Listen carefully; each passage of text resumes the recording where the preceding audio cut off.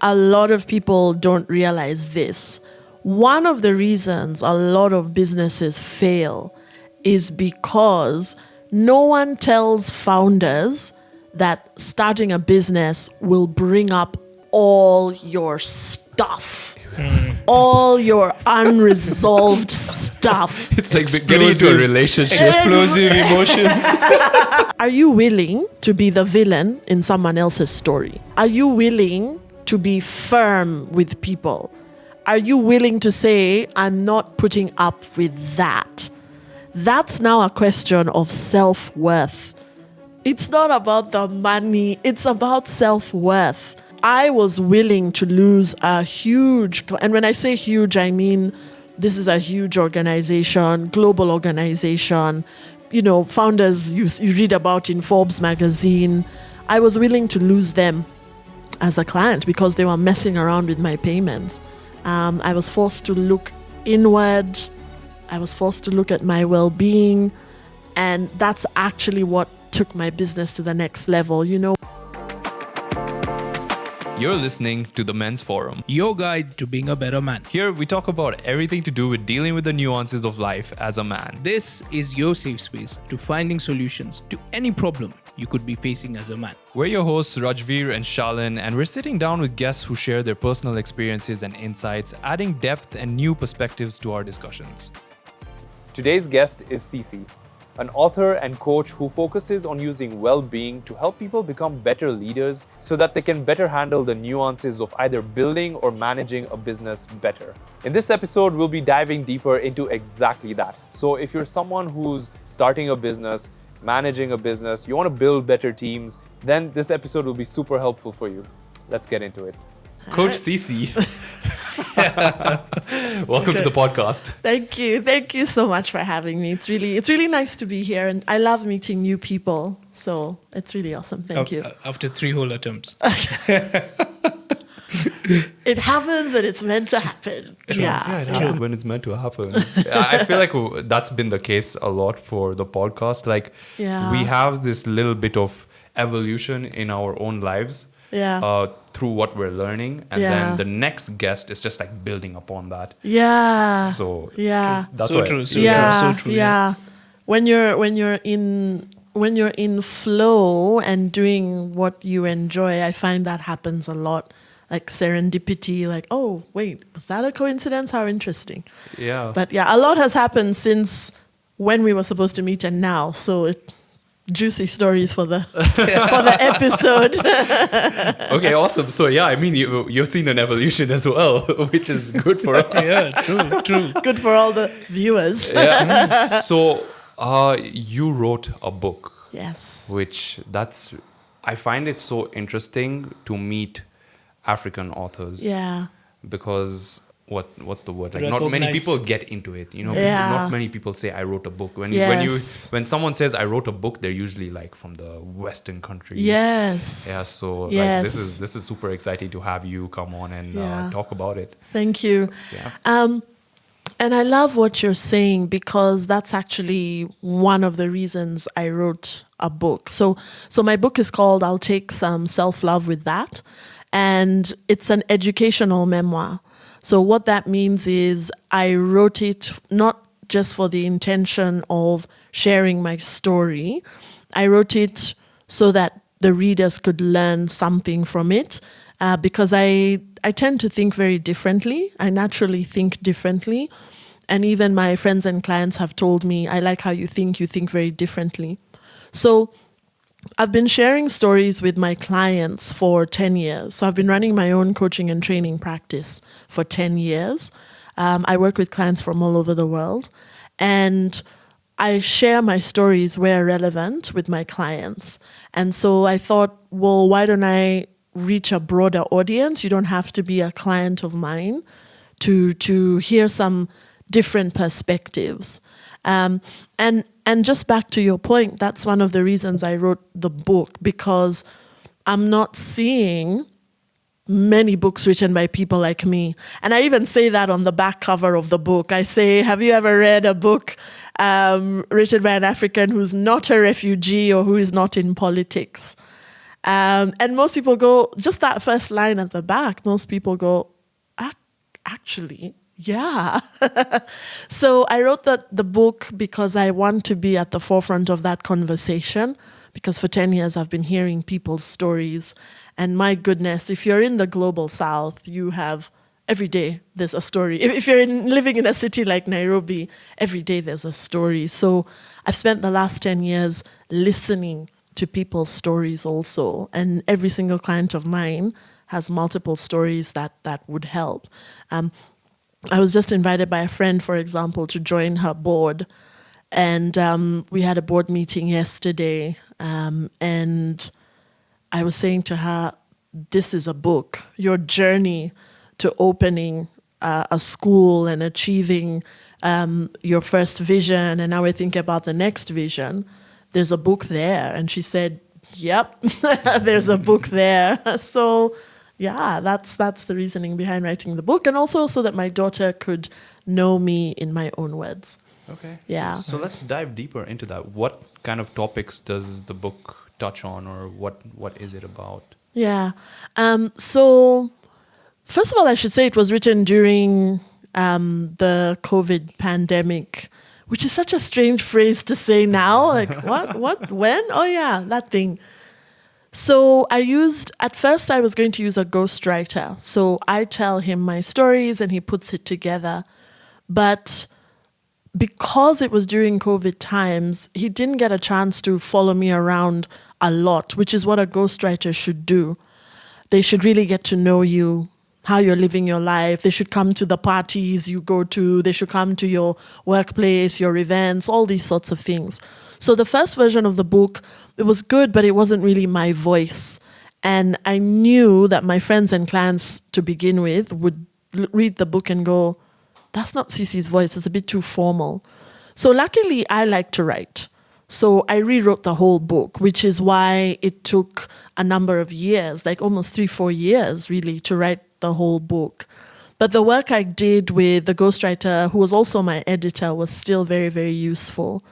And so the book covers childhood, and I offer some interesting perspectives about childhood. So for example, a lot of people talk about making peace with how you were raised, what your parents did and what your parents didn't do. Just make peace with that. And that's a process. But you can go really deep and come to a place where you realize there's nothing to forgive. And that can only happen if you think about your childhood and think about the gems you got from the good times and from the tough times. So it's very deep to get to a place where you go, oh, hang on, wait, there's nothing to forgive, because I'm using everything as, as fertilizer for my adult life.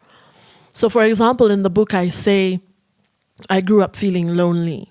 So I am the last one in a family of 6. My dad had 8 kids. With my mom, he had 6 kids. And I grew up feeling lonely. And it's not anybody's fault. But that loneliness, because my siblings were off hanging out with their friends, playing with their friends, and that's cool. But I didn't understand it when I was younger. But being alone is, creative people know this. Being alone sparks creativity. Feeling alone is what, it's one of the reasons I think differently. So, of course, when I was a teenager, I started hanging around with my friends, going out clubbing, all those things. So we talk about childhood, talk about what I learned from my mom and my dad.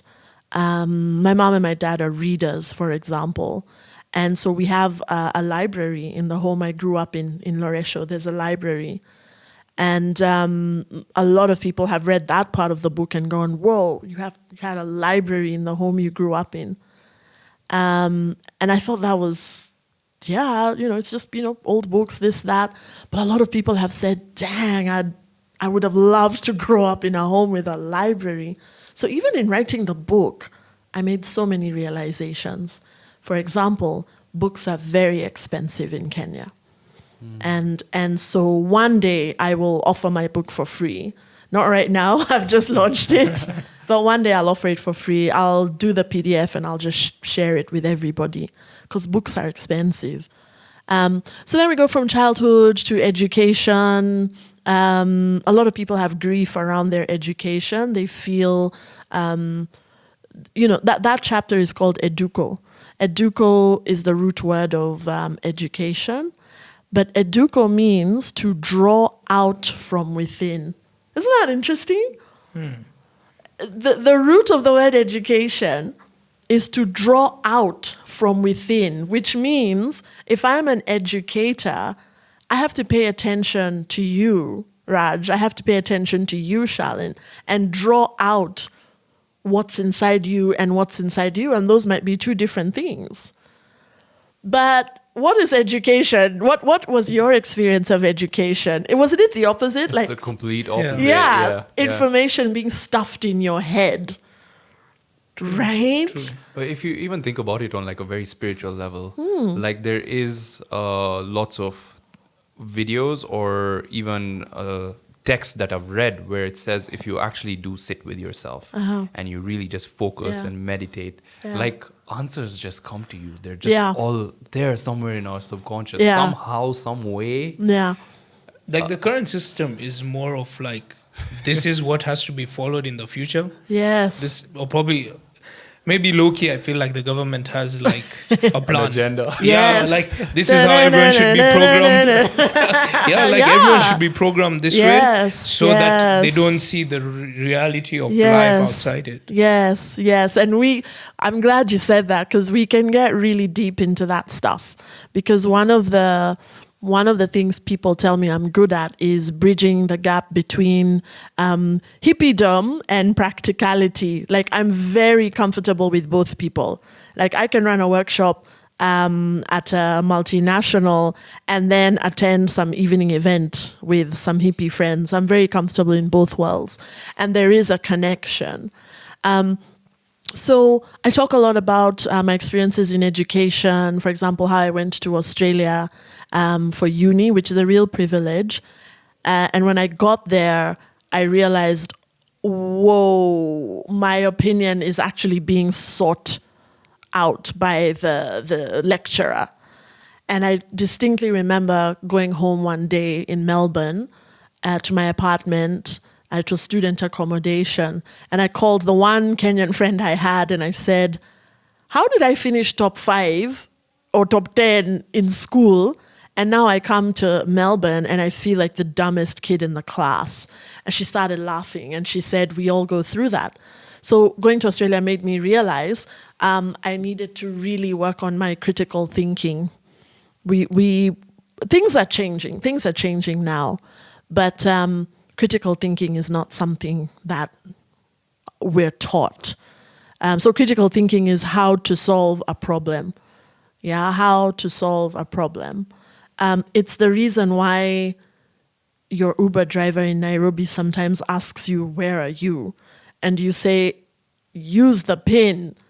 But when you realize that people aren't taught critical thinking, you stop behaving like that. And you just go, oh, okay, so can you see the PIN? That's how I talk to my Bolt drivers and Uber drivers. I'm like, can you see the PIN? Okay, yeah, just follow the PIN. It's actually accurate. Critical thinking, we're not taught. That's so true because I studied in India, my uni phase. And I felt like I'm the dumbest kid because those guys are way ahead. Yes. Way ahead.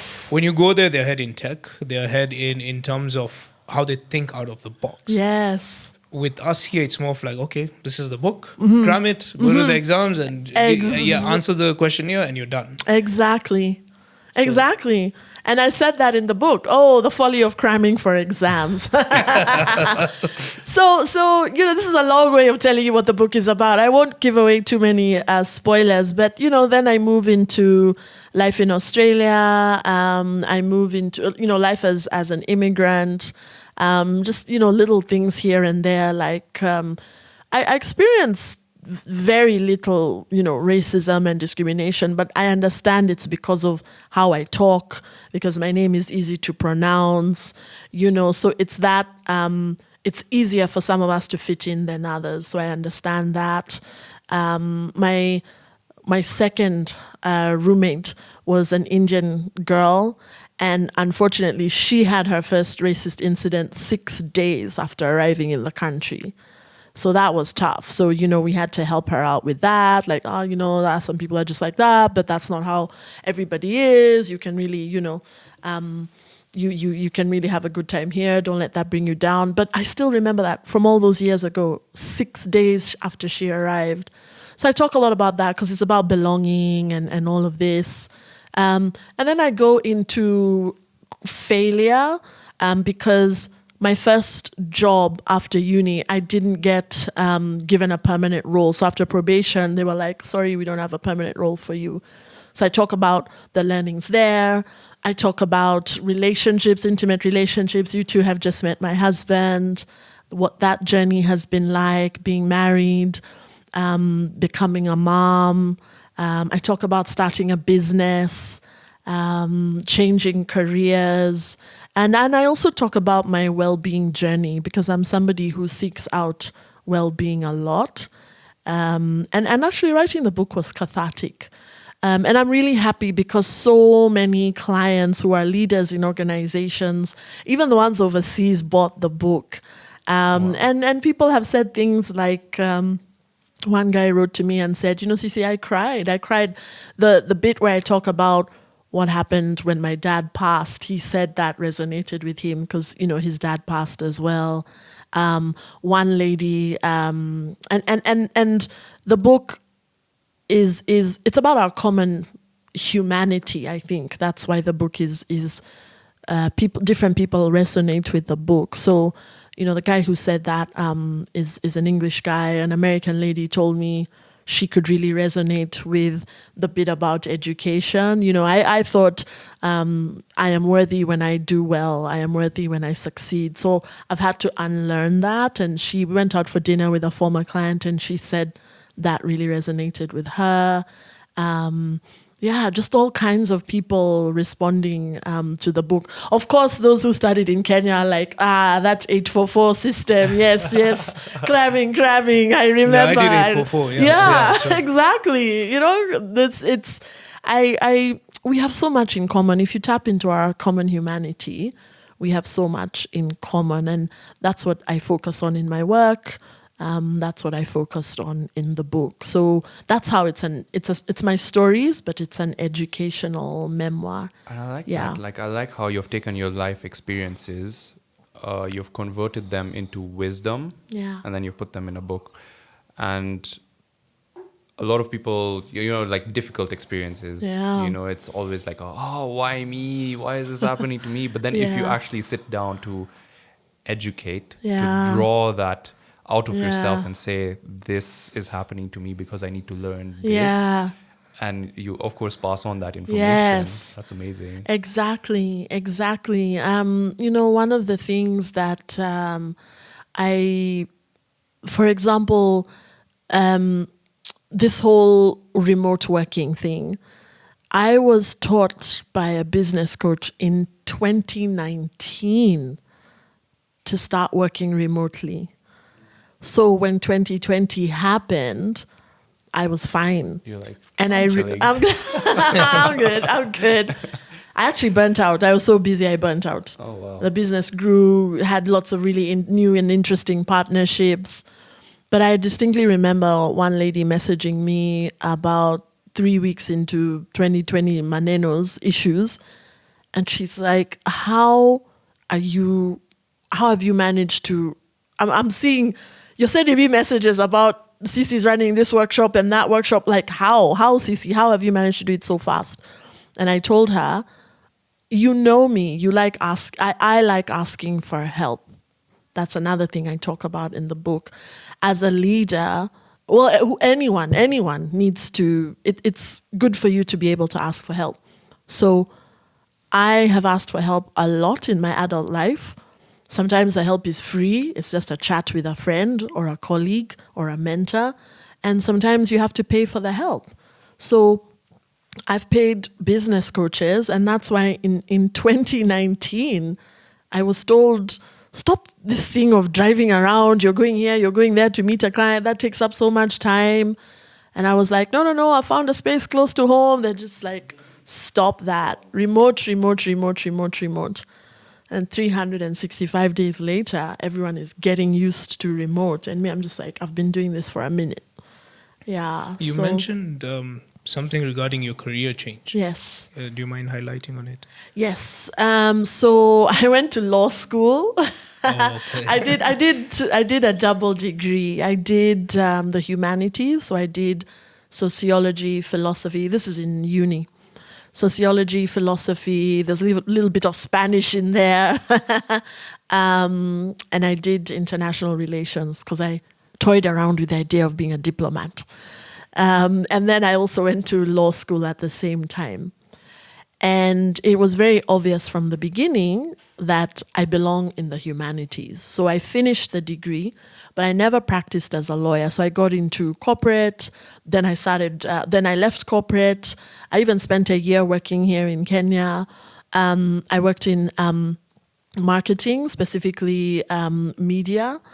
So media buying and planning. So not in the media houses, but with the agencies that deal with the media houses. It's a very technical skill. You think it's all, fun and games. And I got there and realized, wow, this is numbers. My goodness, numbers. Numbers. But that was a good experience to work in corporate. Then when I was about 25, I was just like, what am I doing with my life? I'm not happy. The pay is not that great. Like, what am I doing with my life? So pivoted. Let me see if I'm getting the sequence right. Pivoted, came to work in Kenya for a little bit in media as well. And then just decided I want to work for us. I remember saying to myself, I want to do meaningful work helping people, but I didn't know what. So that's when I got into the organic food industry in Australia, managing the sales and customer service team of a rapidly growing business. And I realized that I really like that. I like working with things. I like people. I still enjoy, meeting new people, talking to people. But the environment of that organization was very, it was casual. It was relaxed. I was being paid a good salary. I enjoyed the job, producing healthy food, selling healthy food, delicious healthy food and snacks. And it was during that job that I realized, every time I go for a training, even in my past jobs, when I'd go for a training, I would look at the trainer and think, I want your job. Because I'm here with my colleagues, we're having meaningful conversation, which we don't normally have. We're getting to know one another, I'm learning. And I just thought to myself, I want your job. So when I started working in the organic food industry is also when I started looking around for what is this? Is there some kind of training accreditation? Like what is this? I want to do what these trainers are doing. And that's when I realized it was coaching, it was training. So I did my research. There were a number of schools that provided accreditation in Australia, and I just paid for myself while I was working. It took me 2 years because I was working, so it was a part-time study. But it was very good because how the Life Coaching Institute of Australia how it structured its courses back then, you had to work on yourself. You had to show that you understood the concepts by giving examples from your own life. And it wasn't just a question with 3 lines and then the next question. It was a question with 2 pages of lines. So you really, if you were going to lie, you'd be the best liar in the world. Yeah. They really did require, the person who designed those courses is very smart. They really require you to do the work and to give examples. So when I got my coaching accreditation, I just thought, I think I'm ready to do this. So I started coaching people for free. And then one day, a lady said to me, actually it was 2 Indian ladies said to me, Cece, you're really good at this. You should charge. And that was when I said, right, if these two amazing leaders are telling me to charge, let me charge. And the rest is history. So that started in Australia. We moved to Kenya. I was born and raised here. So my husband and I came here. And I came at the right time because organizations were interested in this stuff. So that's another thing. Yeah, sometimes it's just timing. Yeah. So coaching, and you've mentioned a lot of leaders. Yeah. And you've mentioned leaders telling you to continue coaching. So what specifically do you coach about? Yes. So I say, it's actually, I actually also teach people how to introduce themselves. Okay. So when I introduce myself, I say, my name is Cece and I help leaders like you solve your personal and professional challenges. And if the person I'm talking to says, oh, tell me more, I then say, so I work as a leadership and well-being coach. I run a one-on-one coaching program. We look at your personal life, your work life, your life outside of work. You share with me where the pain points are, where the challenges are, but also what you want to create instead. And together we work on strategies that are unique to you, because what might be a sound strategy for me might not be a sound strategy for you, Charlene, or you, Raj. So coaching is very personalized. And so that's what I do with individuals, and I work with all genders, different cultures. And in group trainings, I like helping teams with their dynamics, how to help people get along better in a very real and practical way. So for example, these are the leadership styles, a framework put together by a gentleman called Daniel Goleman. It's really good. It shows you your preferred leadership style. So people in my workshops get to identify their leadership styles, and then they can ask their colleagues, but what do you think my leadership style is?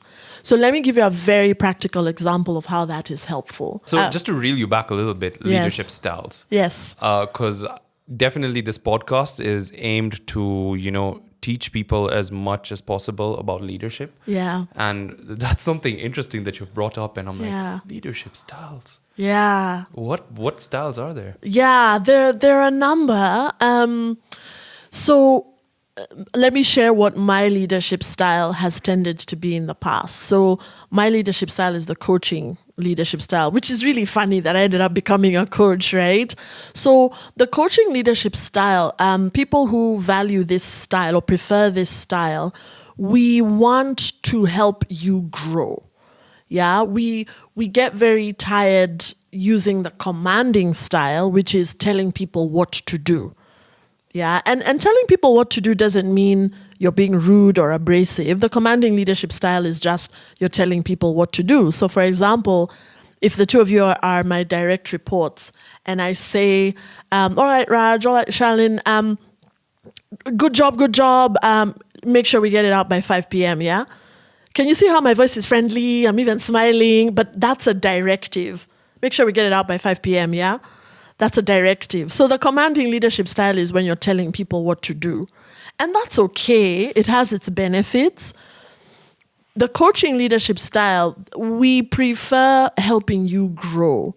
So we will invite you to think about it. Like, how do you think we should approach this? Yeah, have you tried this? Have you encouraging the person to think for themselves with a bit of guidance from you. So that's just an example. The democratic leadership style is about, getting consensus. So you're in the meeting and you're asking, what do you think? What do you think? What do you think? This kind of stuff. So people really feel seen with the democratic leadership style. And with the coaching style, people really feel like, wow, I'm growing. But each style, those are just 3 examples.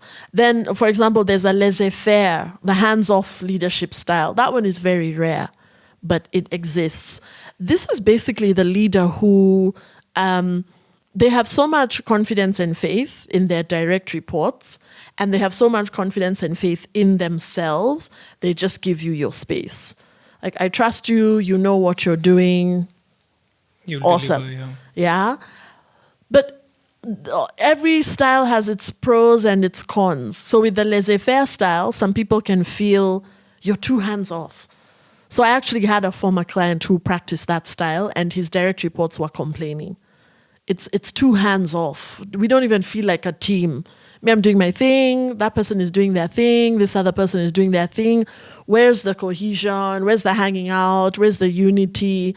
So it's a great style, but it has its cons. Now, the coaching leadership style also has its cons. Sometimes, some people, there are some people who want to be told what to do. And there's nothing wrong with that. So if now you're their boss and you're coming at them with, have you tried this? How do you think we should do it?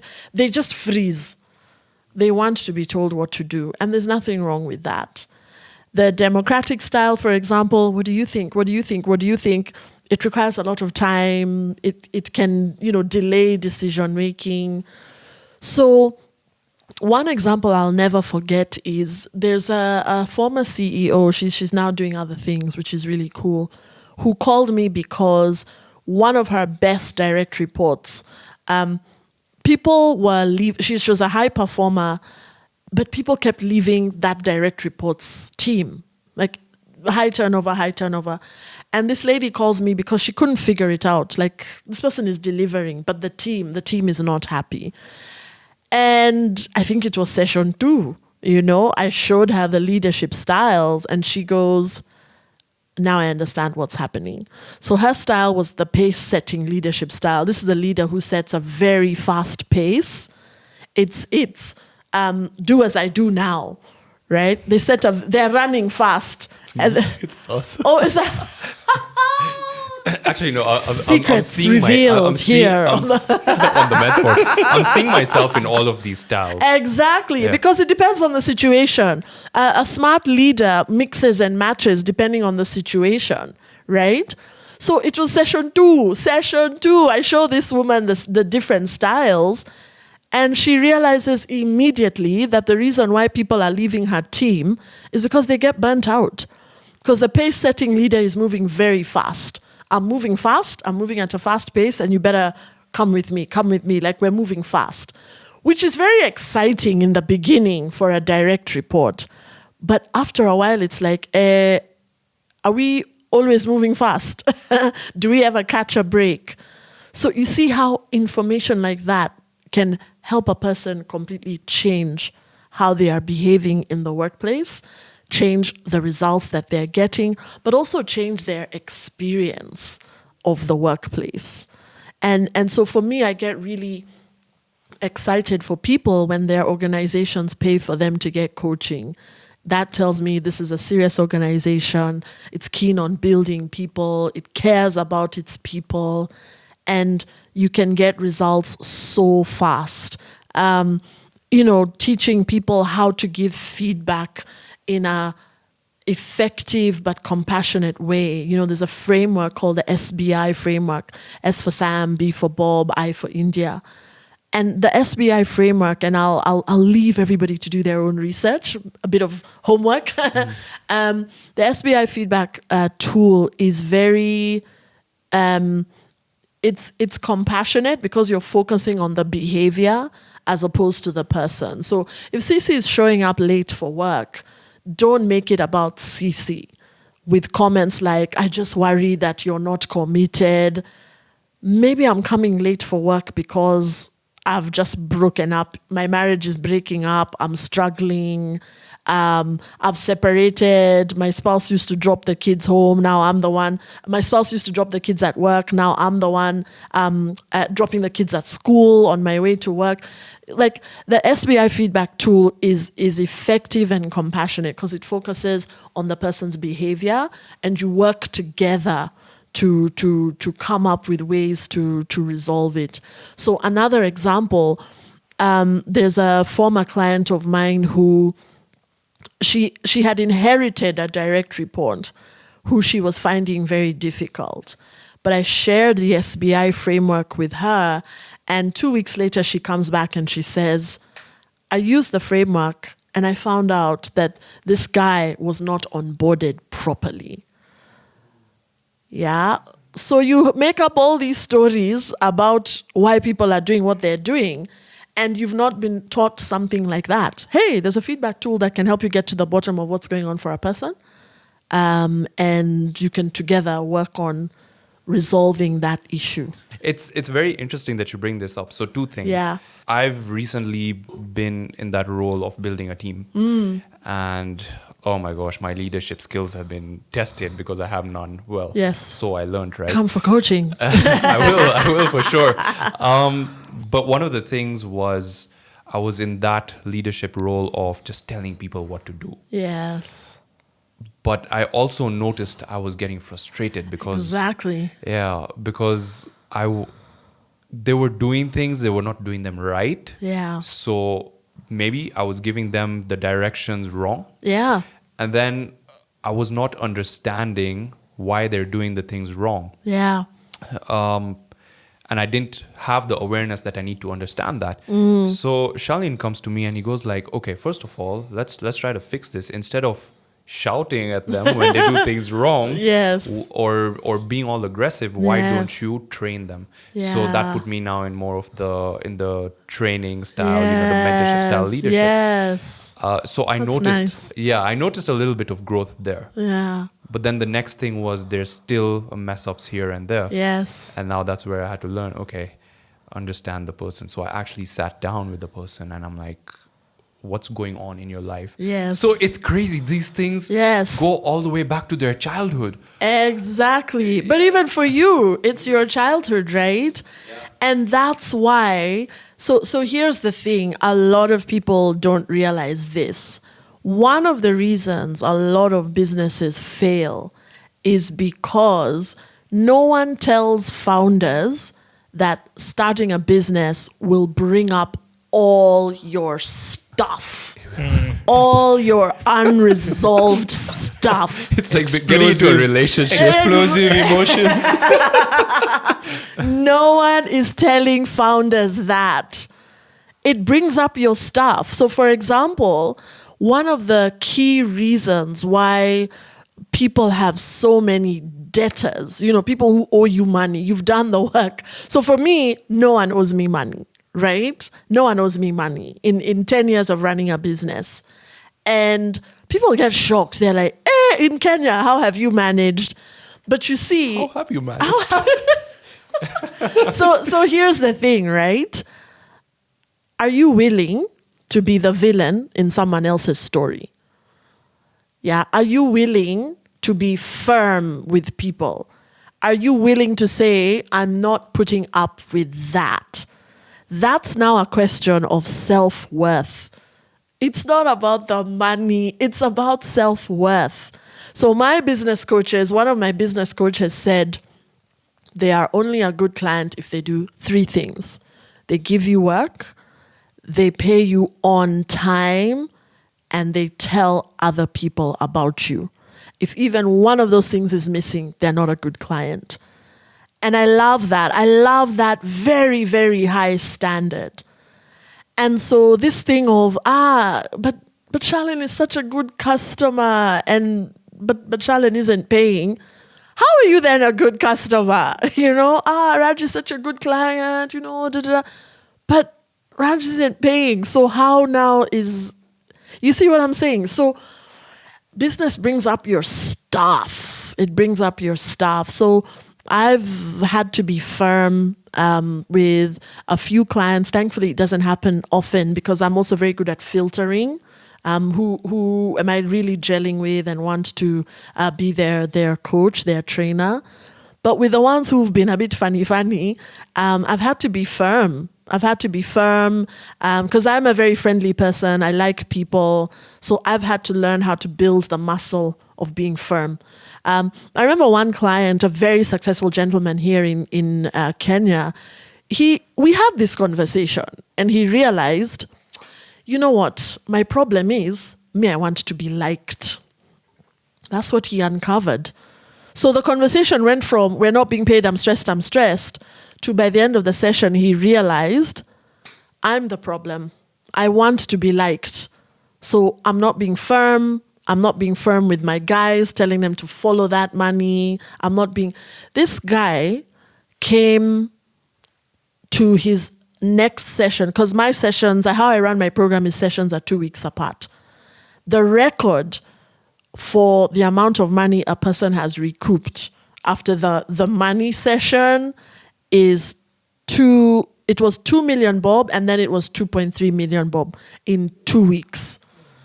Just by a change of mindset. Somebody goes from the economy, people, business, to going, wow, I'm the problem. I want to be liked. That's why I'm just, okay, just follow up with them.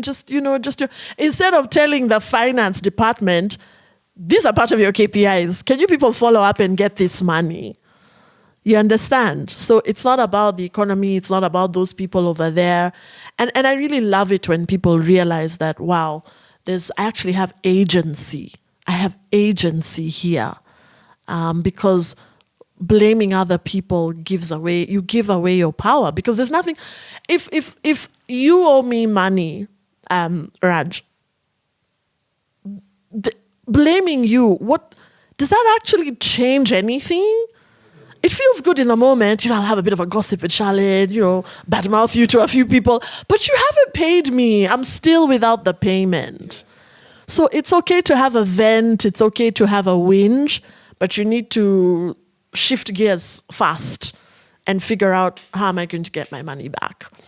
I was willing to lose a huge, and when I say huge, I mean this is a huge organization, global organization, founders you read about in Forbes magazine. I was willing to lose them as a client because they were messing around with my payments. And I just said, should I write this down as a bad debt? Are you people not going to pay me or what? And they paid me that week. And I said, as we say in Kiswahili, ni sawa tu. There are many other amazing, wonderful organizations available to me to work with. And that happened. But then a month later, that same organization called. I'm like, okay, well, they're over it, so I guess.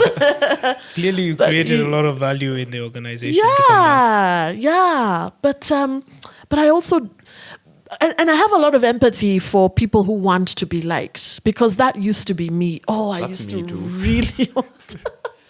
It's part of our survival instinct, right? Because gathering in groups gives you strength. Yeah, like what? Like wildebeests. Yeah. We need to be, people. Yeah, just we're many of us. I'm safe over here. Nini, all those things. How do you communicate? Yeah. With these clients? Because funny enough, I am in that situation with one of my clients right now. Of course. And that wanting to be liked aspect, it sticks.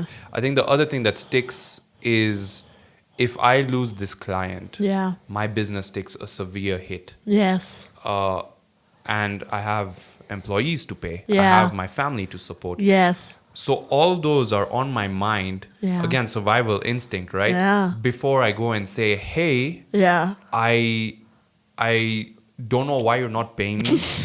And if you continue to do this, I'll just drop you as a client. Yeah. So how do you guys want to? And I know I'm giving them a lot of value, but that fear still is there. So how do you go ahead and, as a leader, communicate that? Yes. So first of all, it starts with you have to come home to the fact that, wow, this person knows I have a family and I'm not being paid.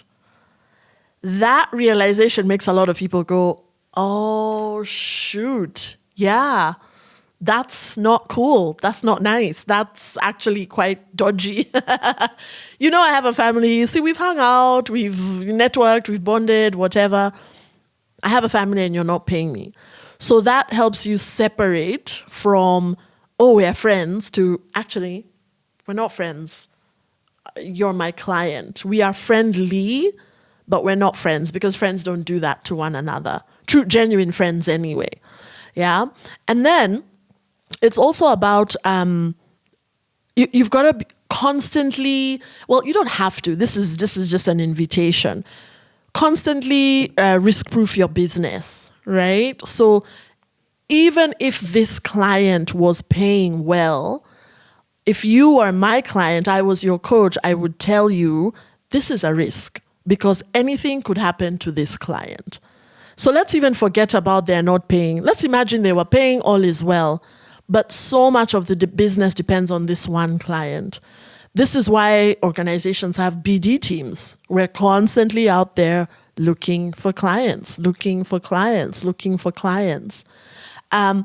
so that you spread the risk. It's like investments. You don't get excited. Bitcoin. Ooh, I'm rich. That thing could become $0. A Bitcoin could be 2 bob in tomorrow. So you first of all have to diversify. And this is where that taking responsibility comes in without blaming yourself, without shaming yourself. You just sit down and go, this is interesting. I've put all my eggs in one basket. I did that. I put all my eggs in one basket. I did that. So you can just switch and now put a lot of energy into business development. Okay? That's one thing that will take your mind off of, this is the one client, they're my bread and butter and all these things. Then the second thing is to be willing to get genuinely curious. We call it genuine curiosity in coaching. Why aren't you paying me on time? So you ask the accountant, why aren't you paying me on time? Yeah, and this might need to be a face-to-face meeting. This might need to be a phone call. Some of these conversations get lost in translation when you're sending emails. Yeah. Or WhatsApp messages. Yeah, WhatsApp messages.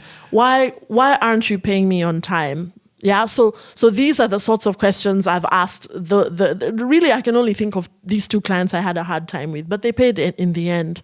So it was questions like that. Is there a problem? You said you were happy with the work. Why aren't you paying me on time? Yeah? So genuine curiosity. But here's something I want both of you and all the viewers to know. I have asked this question in my live workshops. The question is, and what I've said is this. Every accounts department in the world knows who they can mess with and who they can't. And in my live workshops, I ask the accountants in the room.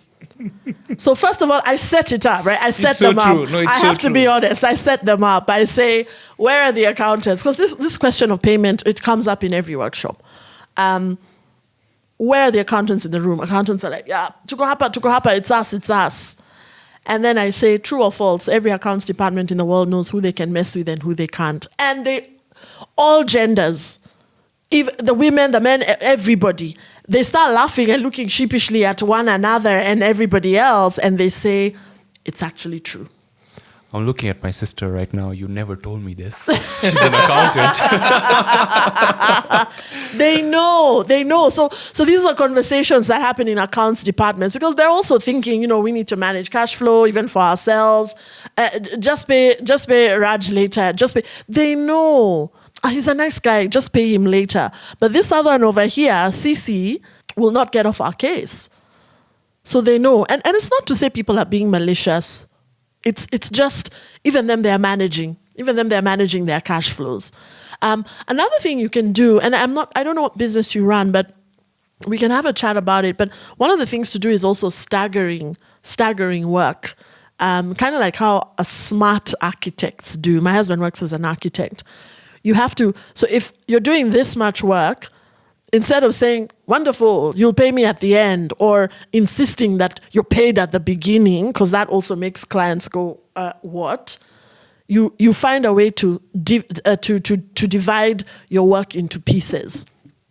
That's what architects do. So we're going to do this in phase 1, and you're going to pay us by the end of phase 1 before phase 2 starts. And everyone goes, fine. If they haven't paid you, phase 2 doesn't start. Phase 2 doesn't start.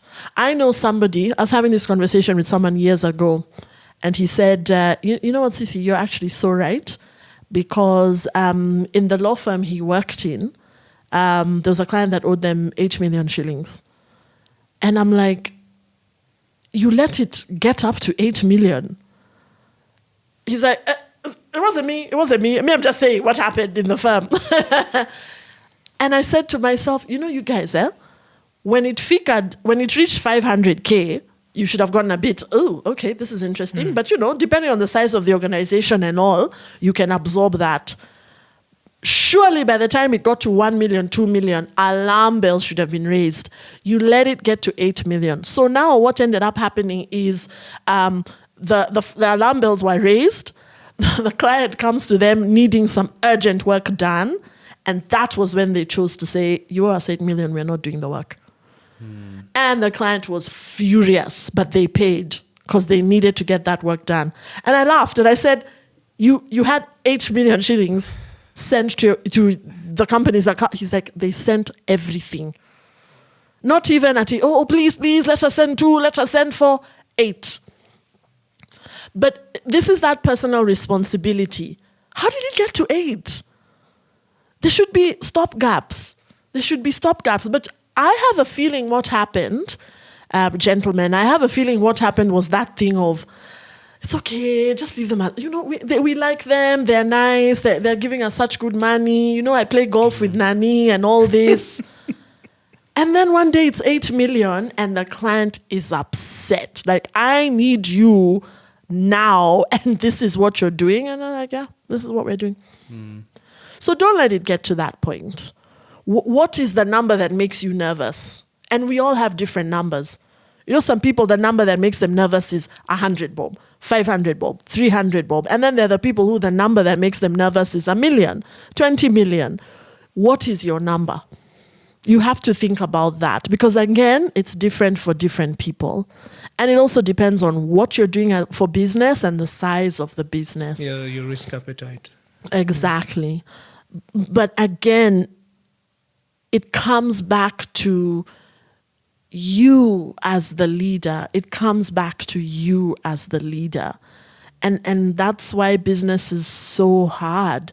For me, it made complete sense to get business coaching. Something in my gut instinct told me, okay, Cece, you're good at coaching, but are you good at business? Because you've been an employee all this time. Now you're starting a coaching practice. What do you know about business? So my gut instinct is what helped me. I understand some people don't have the same gut instinct, and so that's why I like sharing with people how helpful it is to get a business coach, because these are the things we talk about in business coaching. What is a business? It's the people inside it. It's the people inside it. Yeah. And so for me, my gut instinct is what told me, you know how to coach, but you don't know how to run a business, so get business coaching. And I like also offering business coaching as part of my services, especially it's not always consultants who come to me to help them set up. Different types of business founders come to me, but it's mainly the consultants and coaches.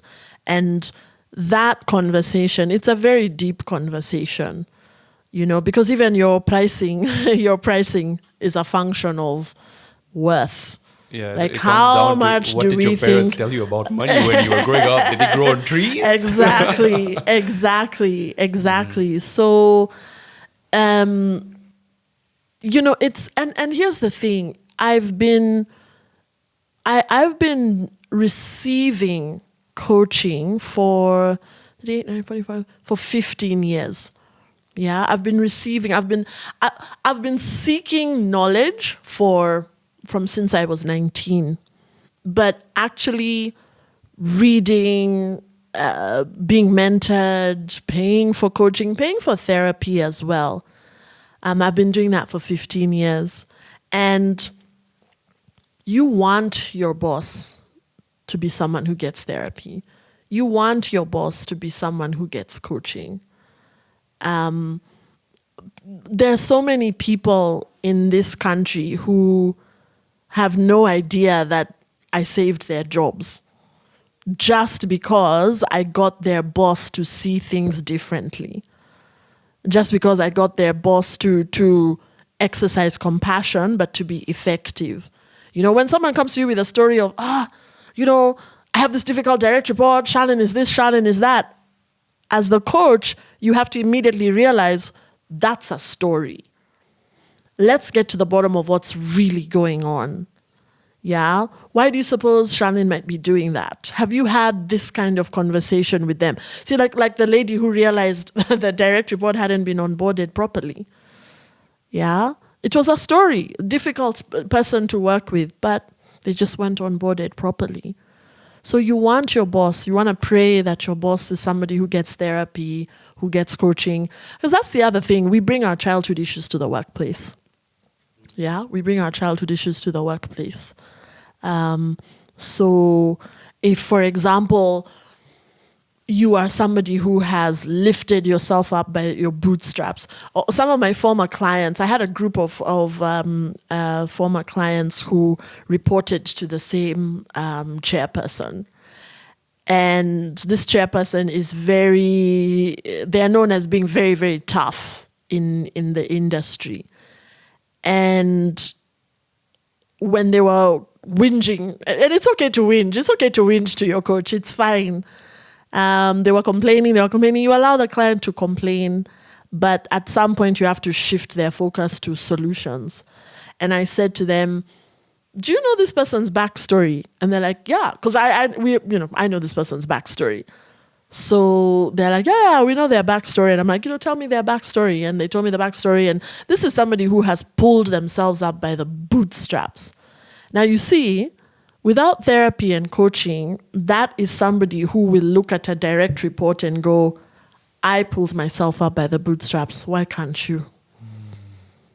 Purely a childhood, a mindset that comes from childhood. So questions like, well, I'm me, they're them, don't enter their minds. Yeah. So a coach can help you introduce additional perspectives, which makes you very powerful because now you're going, oh, okay, I never thought of it like that. Let's try this. Oh, okay, I never thought of it like that. Let's try this. So instead of thinking there's only one path, suddenly you start seeing multiple paths. You can experiment and go down to get to your desired destination. So part of being a great leader is getting therapy. Yes. And a lot of mentorship and knowledge every time you can. Yeah. Which is shit expensive. Yes, it is. But it's worth getting the investment, therapy, right? getting But not coaching. everyone can afford mentorship and business coaches. Even me personally, right now, I'd love to hire you and sit with you. But I'll be like, do I really have the monetary funds? That's a very good question because whenever and I say to people, get a coach who also receives coaching. Yeah. It's important for your coach to know what it's like to be on the other side. Yeah, to be on the other side of the table. Because it helps us have compassion. It helps us have empathy. And so I've been there. Where I've thought, am I really going to spend this much on coaching when there's all these other things I need to spend money on? And it was a mentor, actually. She offered to mentor me for free, which, hopefully many mentors do. But some mentors will require you to pay them, yeah? Because you're getting such crazy, awesome value. It was a mentor of mine who taught me that, Cece, we're taught to buy material things, invest in material things, but we're not taught to invest in ourselves.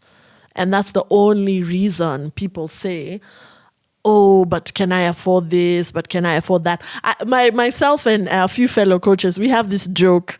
It's very specific to the Kenyan context. We have this joke where we say, it doesn't matter how bad the economy is, the bars are full. People are buying bottles of this and bottles of that and bottles of this and bottles of that. So, and I also understand the hurdles a person has to get over in order to invest in themselves. It's an act of self-love, basically.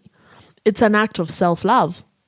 So some of the things I've done in the name of self-love is, yes, especially when I first started my business, yes, I wanted to hang out with my friends all day on the weekend. I wanted to have fun.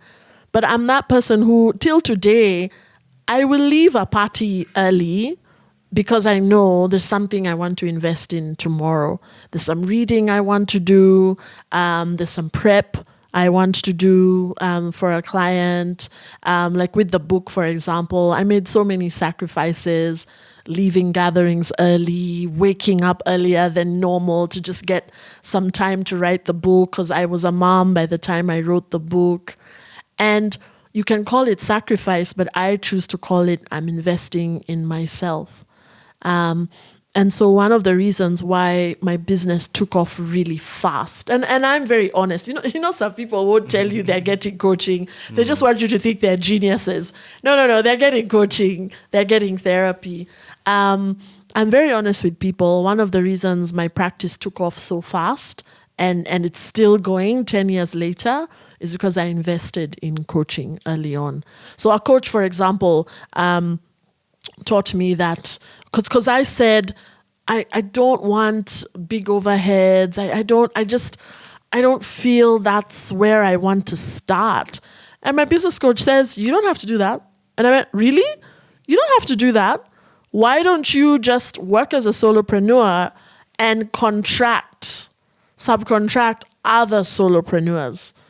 So make sure your lawyer has a small outfit so that they're not that expensive. Make sure your marketing person has a small, and that's what I've done. Yeah, that's what I've done. So some of us were doing gig economy, if that's what you call it, for, 10 years. Yeah. So my marketing lady works for herself. The guys who do my videography, photography, they work for themselves. That kind of thing. My lawyer, works for herself. And it was a coach that showed me, this is what I'm saying. You think there's one door, and then a coach asks you a question and you go, oh, wait, you're right. Let me explore this, let me explore that. And it's also, sometimes you should hire people who are smarter than you when you're outsourcing. Always, yeah. So they can help you. Exactly. That's their area of expertise. Yeah. So I get that there are so many hurdles. There's so many hurdles. But there are also signs from the highest. There are signs from I call God the highest. And I have so many really cool stories. So years ago, my biggest, it was $3,000, which is, it's fine now. But when I first started, $3,000, are you crazy? But I listened to this business coach and I was like, this guy is going to help me. This guy is going to help me. I know he's going to help me. So I just said a prayer. I'm like, God, please I know I want to do this. And I know in my heart, I want to do this. This person is genuine. They've taken the time to really explain things. I've looked at their prospectus, their website. I know this person is going to help me. Even my husband was a bit like, hey man, $3,000. I don't know. Who are these guys? What do they do? This is in Melbourne, in Australia. And I just let it go. But in my heart, I knew I really want this.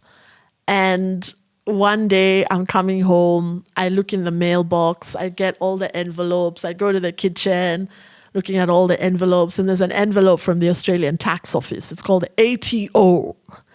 And I open the envelope, and it was something like $2,996 in tax back, right? Yes, in some countries, they get their tax back. Apart from here, must be really nice. My tax disappears, and every time I'm trying to claim it, the next day it's gone. Claiming. What's that? But no, when so in Australia, the ATO is people get if you've overpaid. And I looked at that check, and I said, "This is a sign." And I even showed it to my husband, Stefan, and Stefan said, "That's a sign. I guess you're going to Sydney." And that's what happened. So we were in Melbourne. I bought a ticket to go to Sydney. I asked for help. I asked a friend for help because, we're already paying a lot of money. Back then, that was a lot of money. I asked a friend. I'm like, hey, his name is G. I said, hey, G, coming to Sydney. Can I stay with you? I'm doing this course. He's like, of course. Come. We'll have such a good time. And I talk about this in the book. That is hands down a memory I will live with forever, because it was the first time I invested in myself. So I have vivid memories of, and everything just worked out perfectly because it was a walking distance from G's house to where their office was. The organization is called Authentic Education. You can look them up. They're still running. They're so amazing. Some of my best memories, I still hold them to this day, is getting up, getting ready, having a quick breakfast, and walking on a sunny Sydney day, walking to this workshop. And it was that just made me a believer in miracles, because you don't, like, where are you going to get that? Where is 3K just going to poof appear from? Yeah, these are very early days in my business. So I'm not thinking, oh, but see, this client will pay me. No, it's not like that. It was literally just, where's this money going to come from? Yeah. Your intentions were aligned with what's to come next. Exactly. That's awesome. And I'm sure that investment, the return on it was 50-fold, 1,000-fold. It was infinite. Yeah, and I can attest to that. Very similar story at the start of this year. I got a mentor. Yeah. It was a lot upfront, but I told myself this. I think it just comes down to perspective shift. Yes. Because you mentioned, where do you get the money from? Yeah. The money's there. Money's there. Yeah. You will find it. If you're desperate, you will find it. Yes. Somehow, somewhere. Or if you don't find it, God will send it to you. Yes. But you need to be in line with that. Yes. So for me, I told myself, look, I went to uni 3 years. I studied. I was studying dentistry. Yeah. I'm like, I spent 500,000 shillings a year, and none of this has even helped me. So that's 1.5 million shillings. Yeah. And when I have to fill in forms, and they say, what are you, A-level, diploma, or whatever? I can't fill bachelor's.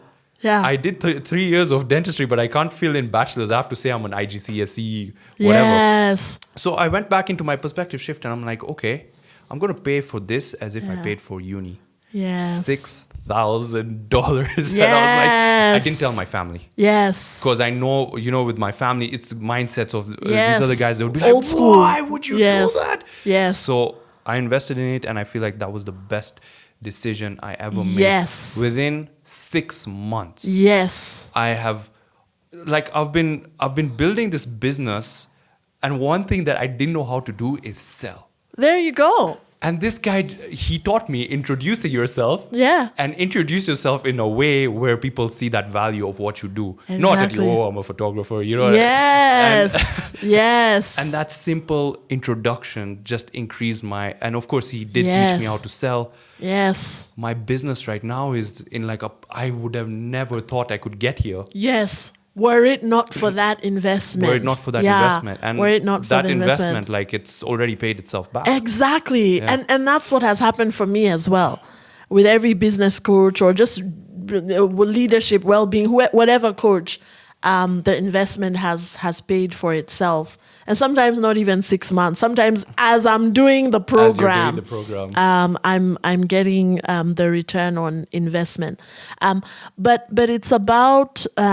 again, it's that thing of, do I want to invest in myself? In 10 years of working as a coach and as a trainer, I can tell you honestly, not one single client has truly been cash strapped. They think they are, but when we dig deeper, we realize they're not. There's wastage here. There's money you didn't follow up here. There's money you let go of there. You need to resurrect that conversation with that person. No one has ever truly been broke or cash strapped. And people can lend you money. People can lend you. Yeah. If you do have the courage to ask. Do you have the courage to ask?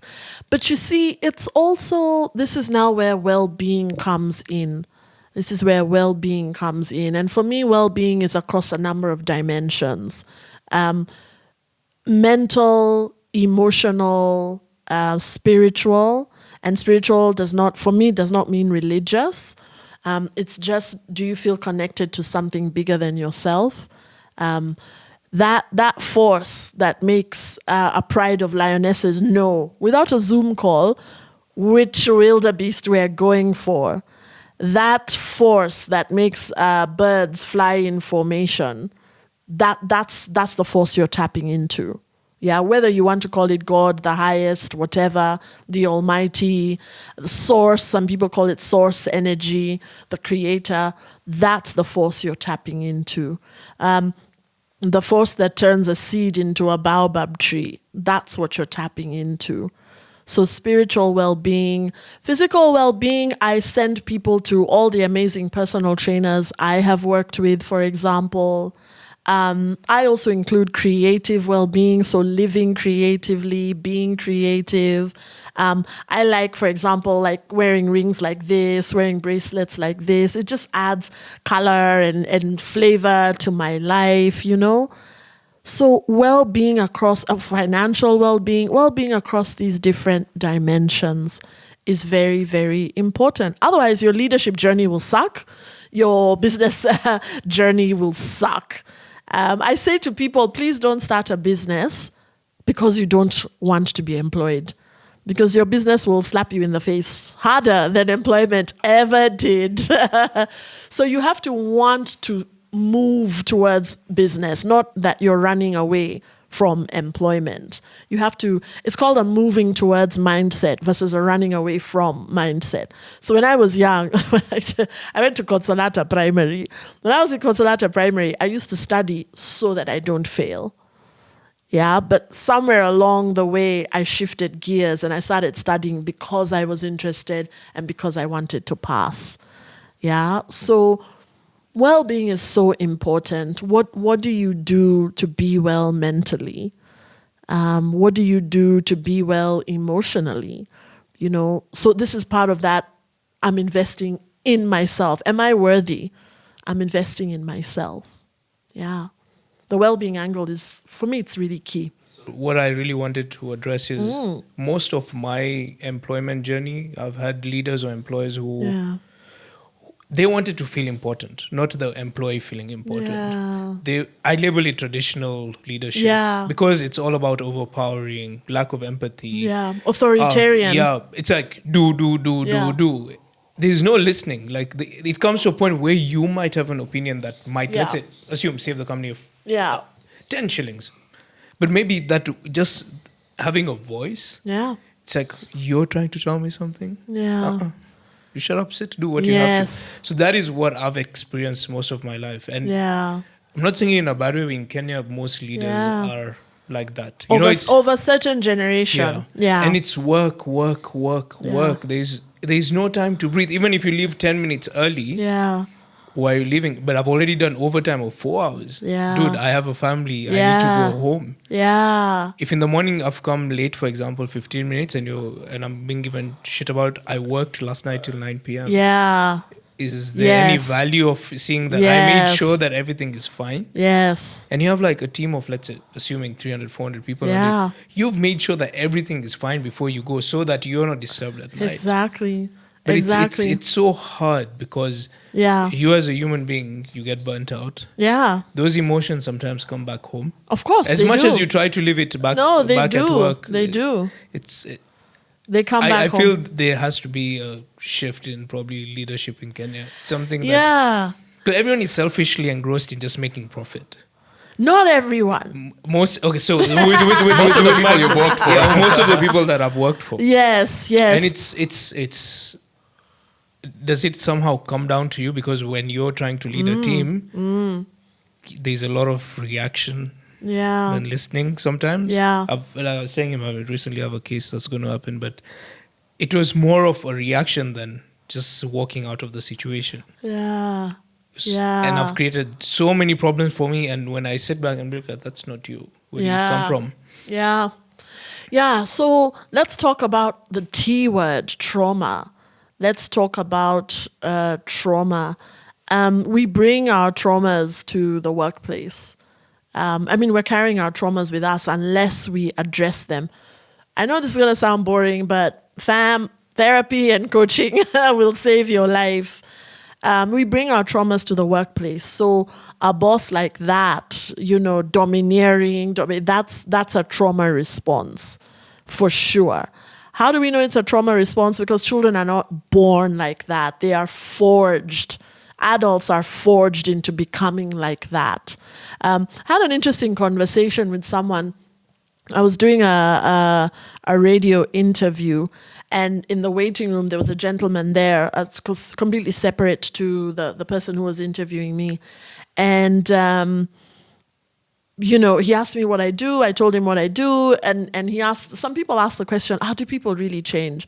And the answer is yes, they do. I've witnessed it firsthand, but also I've changed. So I know people change. And then he gives the example of how from such a young age we become competitive, and how he's talking about how his two boys are always fighting and and here's the thing, right? I had just met this guy. I was just about to go to do the radio interview, so I couldn't go really deep with him. But the answer to that question is, what's going on in your home that your two little kids are constantly fighting? Children fight in homes where they feel there's not enough love to go around. Children fight in homes where they believe there's not enough love to go around. They might not be able to articulate that sentence, but it will come through in, those reactionary behaviors, those anger, those, that kind of thing. Now, it's not professional or safe to leave that thought with someone and then run off to do the interview. So I just indulged him. We had a bit of a conversation, and I was like, we're not actually born that way. Maybe there's something bothering the kids or whatever. And we left it. I left it there because I had to go and do the interview with somebody else. So we bring our traumas to the workplace. This is why you want your boss to engage in coaching and therapy, so that they don't bring their traumas to the workplace. Yeah? That makes sense, because my therapist told me that I have AC, which is adverse childhood experience, which is, he said when me and my wife went for therapy together, just to, we don't have issues, but just to understand tools better. Yes. He told my wife, you are fine. You don't come for therapy anymore. Yeah. This guy. But it makes sense. I've always feared opening my business because of this. I have so much fear. Yeah. Because anything I'm about to do, I have so much fear that I just want to stick to employment because somewhat it sorts the bills. What's that fear? What's that fear about, if I may ask? I think the fear is about losing it all because I've said it in my podcast before. I'll keep it brief. I started with 5 shillings in 2020 with debt of over millions of shillings. Yeah. Right? Had nothing. Yeah. This was part of the 4 plastic chairs that you see there. Yeah, nice. So we only had 4 plastic chairs and mattresses and utensils. That's pretty much it. Yeah. So now that I've built so much, yeah, losing it in a second would, and again, responsibility. Yeah. Family. Yeah. My mom, my younger brother, my wife. Yeah. And being the biggest chunk of earner in the house, if that goes, we go back to crumbling down to that moment that I had. Yeah. So I think that's one of the biggest fear. And then also that sense of failure. You know, I've been down so hard. Yeah. Then now I feel this is such a good safety net. Yes. And if I'm going to fall back, I don't think I can lift myself up again. Yes, yes. So the first thing you mentioned, it's called the success paradox. It's called the success paradox. Do you know what that is? So when you have nothing, you're courageous, you're brave, you're like, I got nothing. Let me try this, let me try that, let me do this, let me do that. And then that same attitude helps you gain a lot. And now, a few months, years, whatever later, you're sitting on top of that pot of gold and you're afraid of being courageous. And it's called the success paradox. The fear creeps in because now you have a lot.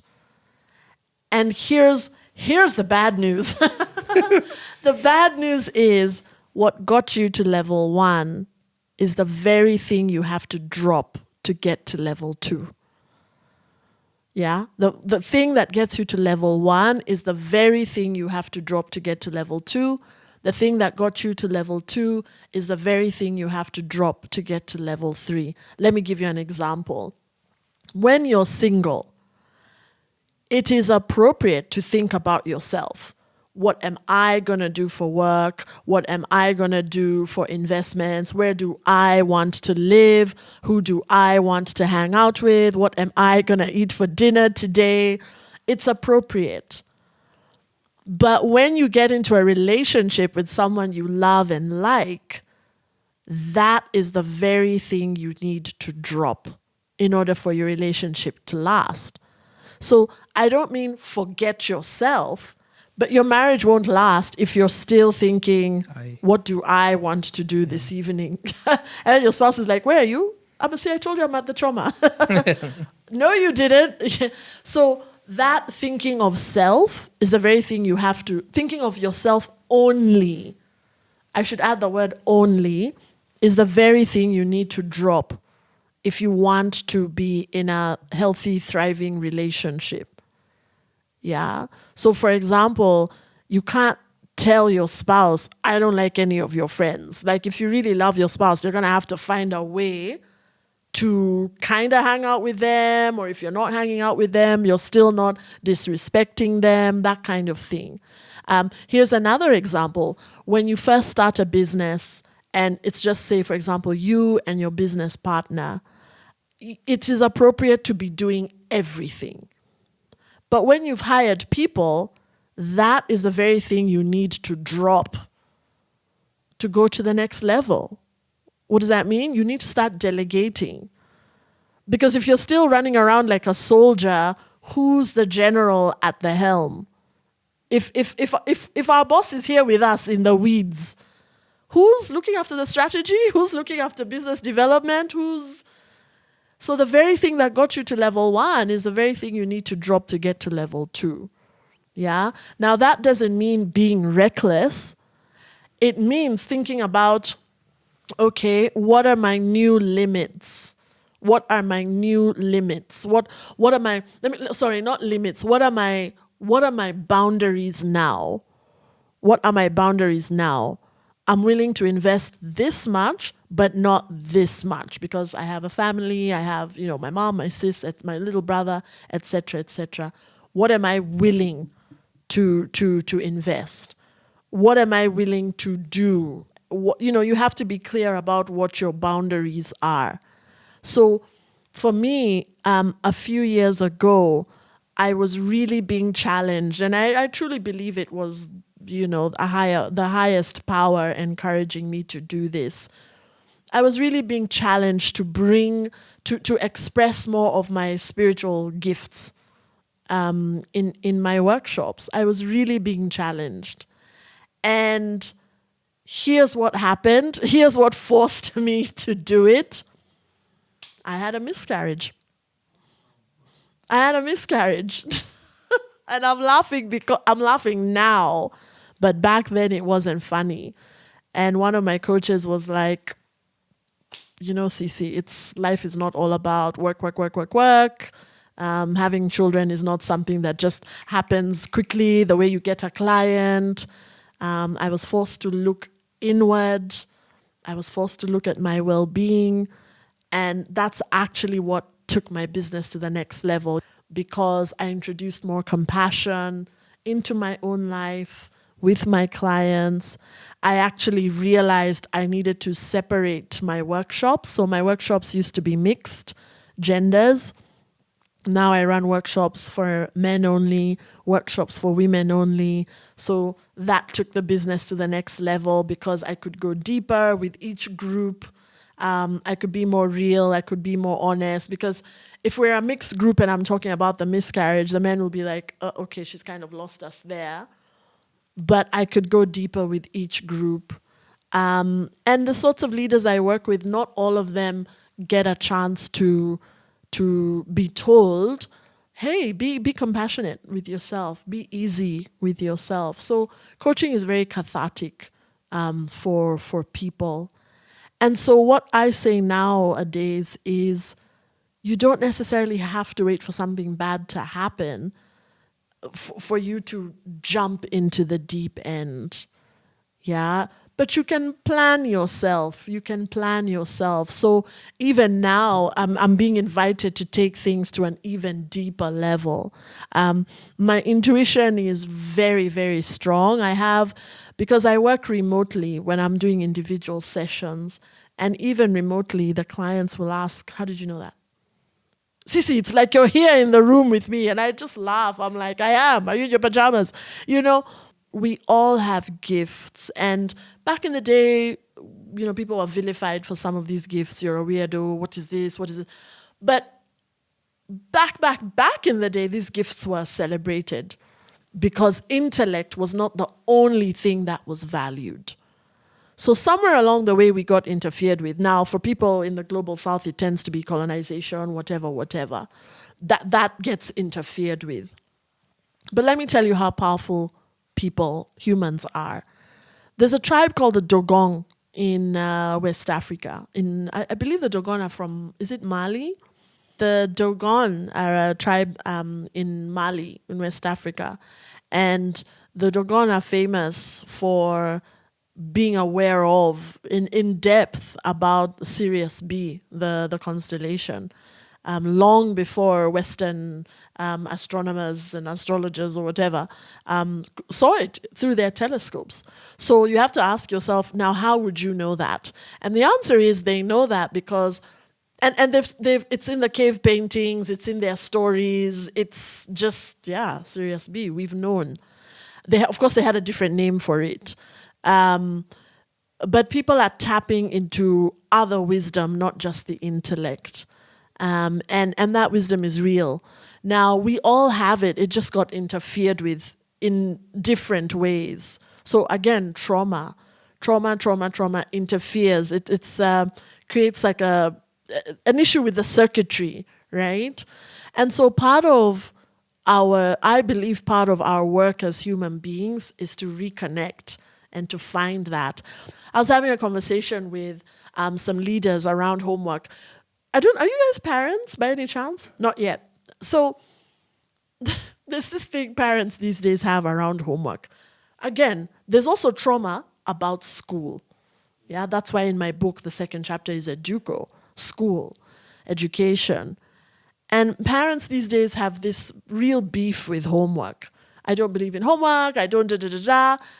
I believe in homework. Not such heavy amounts of homework that my daughter is just swamped and overwhelmed. But I believe in homework, and this is why. It's not about the homework. It's about what else the child is learning. So, for example, I don't know very many people, even as kids, who say, oh, let me do my homework. I can't wait to do my homework. This is wonderful. Homework. I don't know anyone who thinks like that. But you see, learning how to do something you don't want to do, but have to do, how's that going to help you as an adult? Yeah, you learn to compromise. Well, it's not about compromise. Like you need to pull your sleeves up and do what needs to be done. Exactly. Right? And you're taught that from that young of an age. Exactly. Yeah. So let me say it again. Learning how to do something you don't want to do but have to do. Right? Now, you run your own business. How many times do you have to do something you don't want to do? I've got to go for this third meeting before they say yes. Oh, look, taxes. Oh, wonderful. Invoices. Oh, wonderful. Following up. Oh, wonderful. Calling the 10th supplier to figure out which supplier I want to work with. There's a lot about business that is not sexy. But you were a kid who learned how to do homework. Now you're a kid. I say to people, one of the reasons I believe my coaching and training practice has been successful is because I am able to sit my butt down and do what I don't want to do, but have to do. So this goes back to, I like on 2 days from now, I said I have a book reading. My husband and my daughter are going to play VR. Oh, man. And I could say to them, you guys, see, you wait for me. But that would be unfair. My daughter went for a birthday party. They played VR, and she's obsessed. When are we going? When are we going? When are we going? I'm not going to deny her that. But me, I'm going for my book reading. So we'll hang around together in the morning, have breakfast, chill out. Me, I'll go to CBD. Then they'll go to Sarit Center. Doing what you don't want. Well, I mean, I want to do my book reading, though. But, VR is fun, right? So it's not about the homework. It's about all the other things we're learning as we do the homework. In my mind, a question has come about presence in leadership. Let's dive in that. What does what does that mean to you, and how can people be more present to be better leaders? Yes. So it's interesting. I never used to be a present person. I never used to be present. And you're not present when your brain spews out thoughts that take you to some imaginary future or pull you back to some imaginary past. Because where is the past? Where is the past exactly? In this room, where is the past? In this room, where is the present? That's why I'm using the word imaginary. So it is true that I went to the physiotherapist today. It's true. It can be proven. The physiotherapist will tell you, yep, Cece was here, blah, blah, blah. The receptionist will tell you. But the past, that moment is gone. It now just lives as a memory. Yeah? So one of the things that the present is the now. What is happening right now? It is the present. How do you help yourself to be in the now? Well, first of all, you have to be aware of what your brain is doing. Your brain is spewing out all these thoughts. Are these thoughts taking me to this imaginary future? Are these thoughts dredging up memories of some past that is long gone? The first step is acknowledging, I'm too much in my head. Now, trauma and stress can put you too much in your head because you're trying to survive. And your brain just starts thinking, okay, how do we survive this? What do we have to do? How do we survive this? Yeah? So that's the first thing, acknowledging, you know what? Hey, my brain is spewing out all these thoughts that are removing me from the present. And yet the present is the most potent time. The present is the most potent time. I actually did a video on this on my social media some months ago. All you have is now. And now is rich with possibility. We could literally just jump up right now, jump into the car and go somewhere. Or we could stay right here. Yeah, or one of us could leave or whatever. The now, anything can happen in the now. So step 2 is understanding how powerful now is. And it's true, the now can influence that future, but we don't know for sure. All we can do is dream, vision, and act in the now. And there's no such thing as 10:30 p.m. That's an invention that humans came up with so that we could organize ourselves. But this is why kids struggle when they're learning time.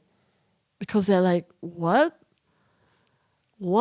2 p.m., 4 p.m., what does that mean? So I've coached my daughter and said to her, Mama, it's just a way of humans arranging ourselves so that I meet Auntie so-and-so at the right time.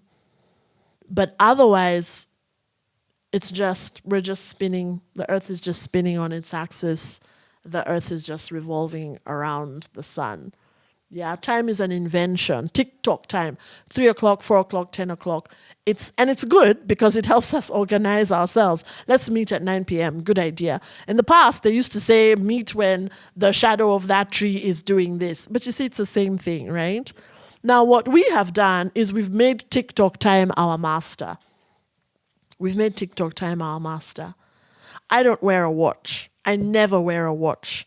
And I do that. I tell time using my phone, but I never wear a watch because I noticed in my 20s that looking at the watch all the time is pulling me away from the present. I'm thinking about the future. I'm thinking about the past, so I don't wear watches. I can't even lie here and say, oh no, I do wear watches. I just forgot today. All my friends would be like, rubbish, Cece doesn't wear watches. So the present is very powerful because it's all we've got. It's all we've got. Now is all we've got. You can make magic happen right now. It's all we've got. And then you can get really creative. Well, if now is all I've got, what should I do with the now? So I'm really intentional about what I do with my time. And I encourage clients to do the same. So to just be still for a moment and ask yourself, what do I really want to do now? What do I really want to do? Okay, Nani has invited me to do something at 10 a.m. on Saturday. Cool. But do I really want to do that? Do I really want to do that? And now you might feel that, yeah, I think I want to do that. But at 9 a.m., you might feel like, you know what, I don't think I want to do that. And you're allowed to change your mind.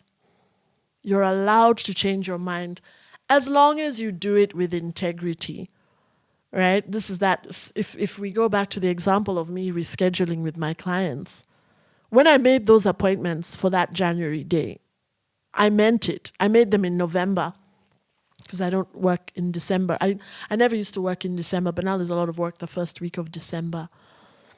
I made those appointments in November, and then I was sure I'd be able to make those appointments.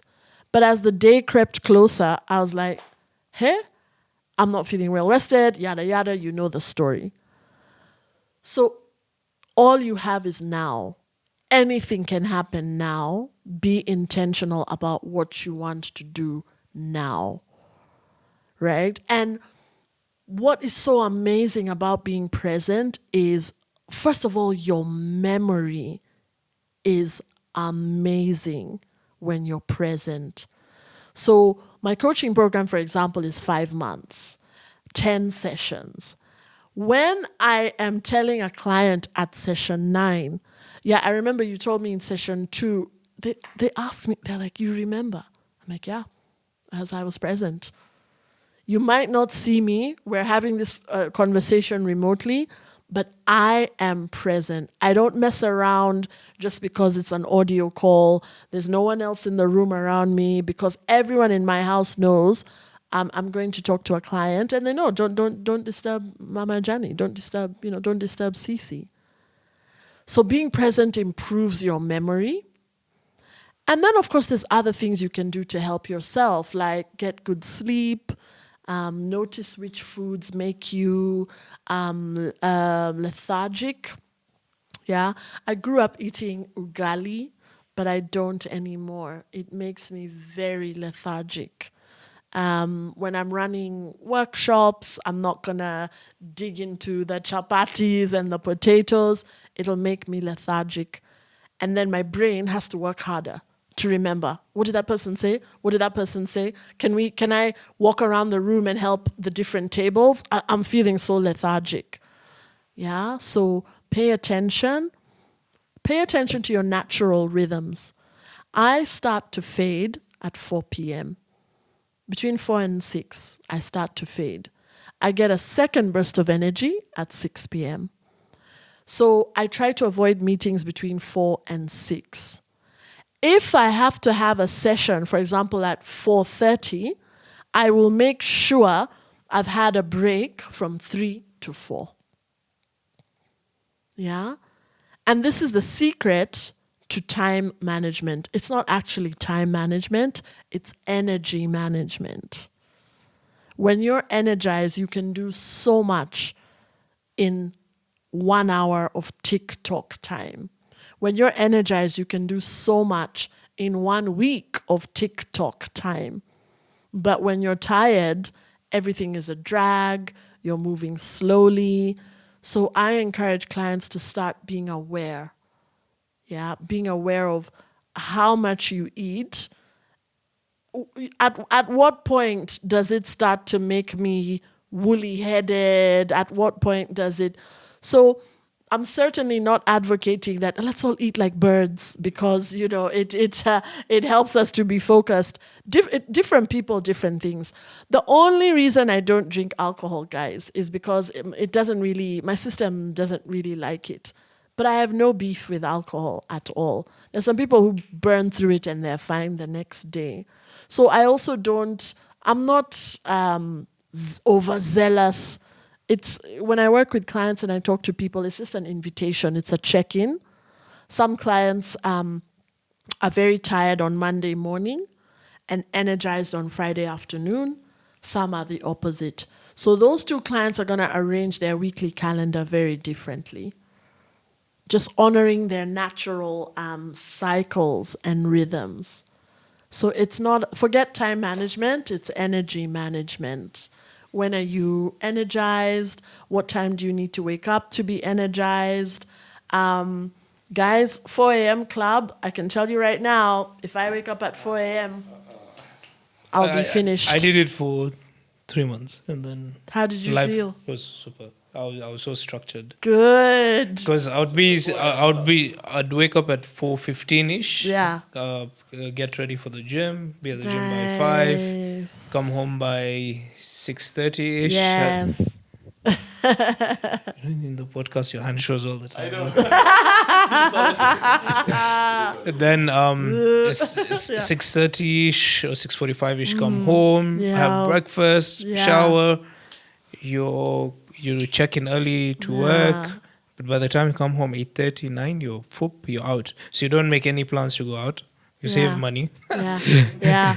And Friday night is like, I ain't going out. Saturday night, I ain't going. I just want to sleep. Yes. But you said you stopped, or do you still do it? So again, as we told you, this is our last podcast for the season. So from next week now you'll pick it up again. So Fantastic. we had a friend's wedding, so we were doing dance practices in April. So April and then from May we started recording. May, June, July. A couple of weddings in between. Yes.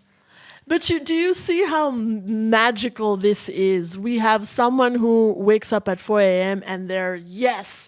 And then there are others like me who it doesn't work for us. But we're both allowed to exist.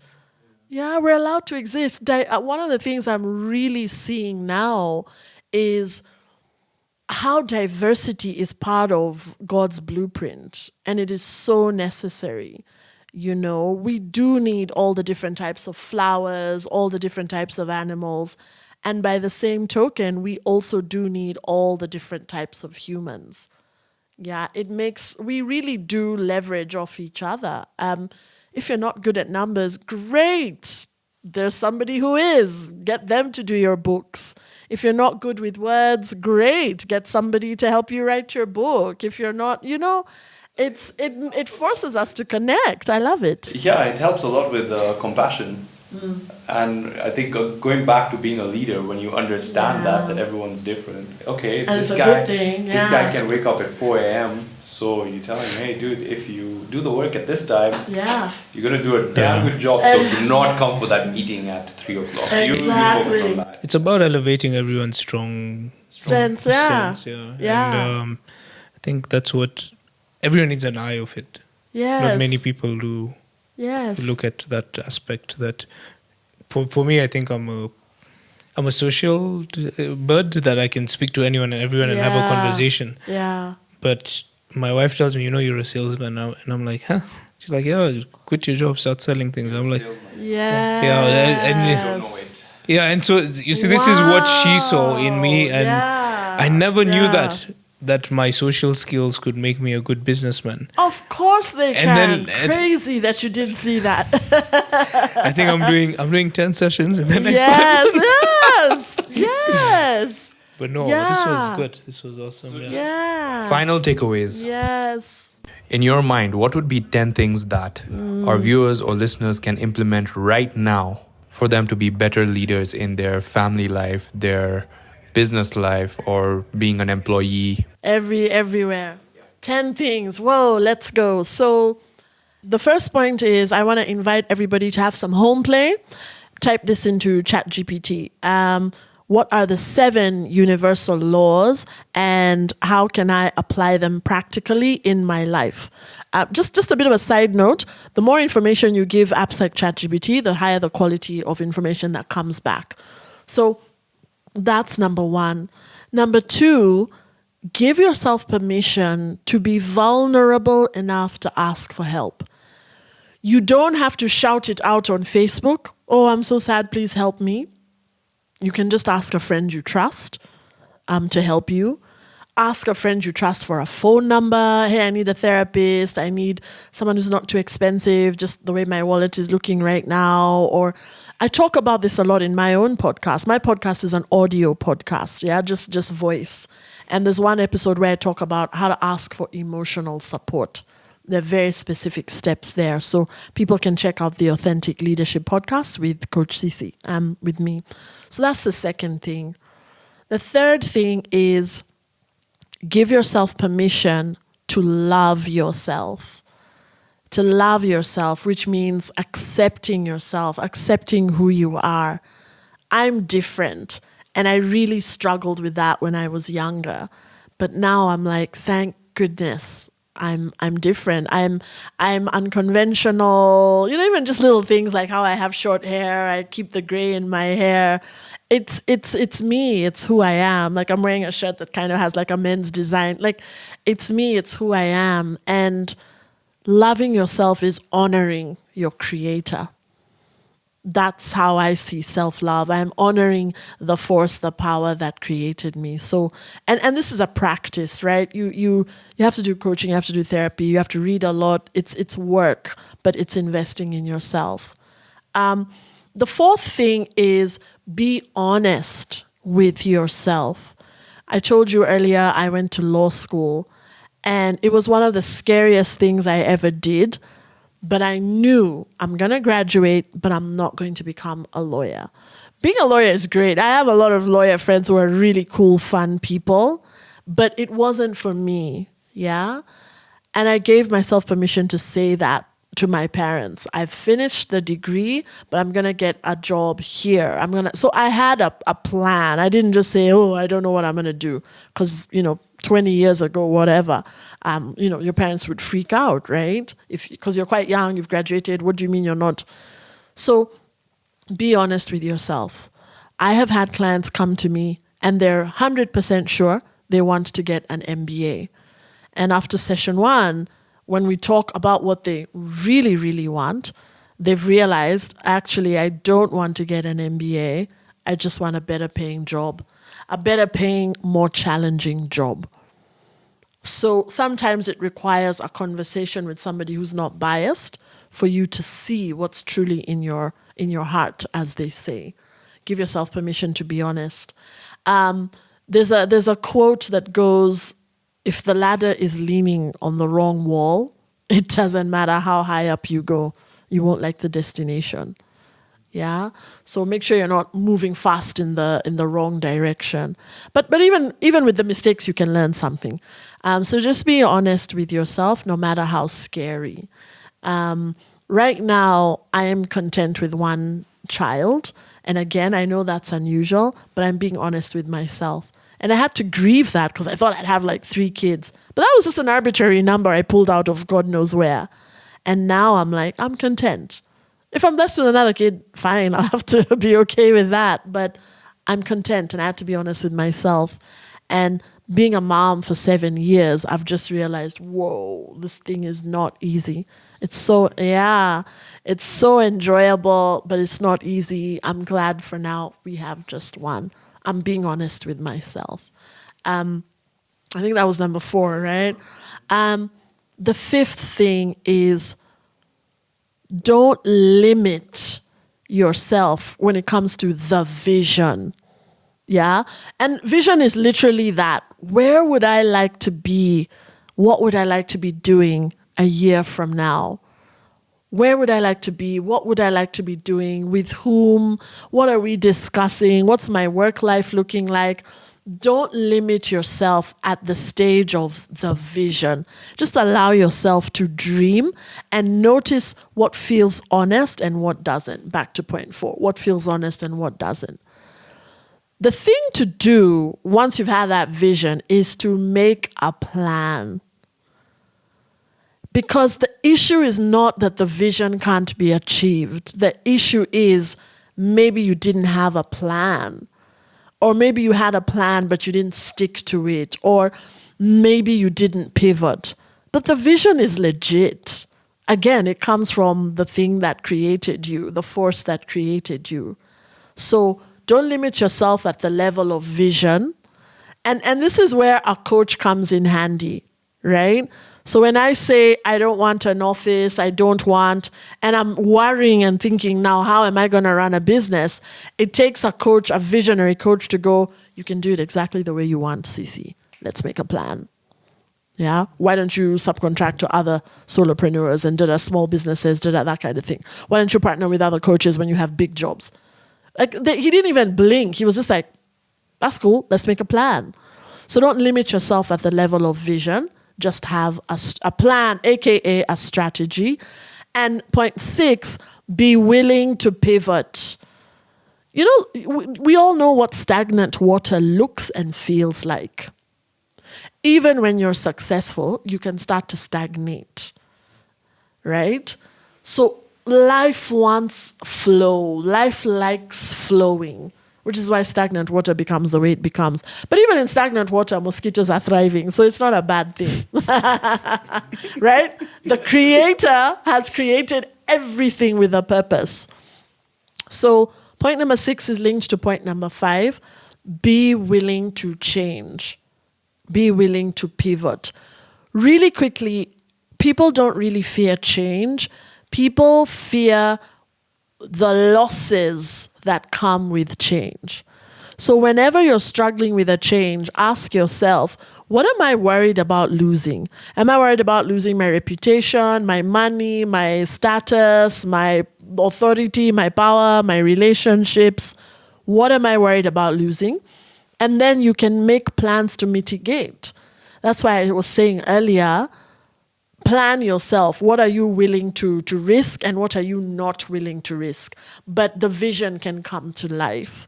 You know, you take it slowly, just like with investments. No one's going to put all their money into one investment. That's foolish. Put a small portion if you're not sure, right? So that's number 6. Be willing to change your mind, be willing to change, and understand that we fear change because we fear the losses. But some losses are just imagined in our heads. Some losses are real. You can just mitigate. Like, I don't want to lose a lot of money, so I'll just invest a little bit, for example. But I will do this thing. Yeah? That's number 6. Number 7 is forgive. Forgive. Now, this is a practice. It takes work. And you will get to a stage where you realize there's nothing to forgive. I don't know if people understand why the Joker never dies. The Joker can't die. If the Joker dies, Batman dies. Yeah. If there are no villains, there's no need for superheroes. So you see, you're in a sacred relationship with the quote-unquote villains in your life. They're teaching you something you would not have learned in any other way. Yeah? So forgiveness does not mean, I'm okay with being treated terribly. That's not what it means. It means I can see the gems that came out of that difficult situation. So I shared very briefly that I experienced a miscarriage. Something happened, so many things happened to me in that week. But one of the things that happened to me, and I'll never forget this moment, the doorbell rang. I had sent my rider for something. The doorbell rang. I opened the door. I looked at his face, and I immediately got a download. Oh my God, this human being is a miracle. I'm a miracle. The kids playing downstairs are miracles. I developed such a deep and profound respect for life because I had lost life, right? So the tough stuff that happens, it's really fertilizer. Turn it into fertilizer. Yeah, that's not as sexy as saying lemon's lemonade, but turn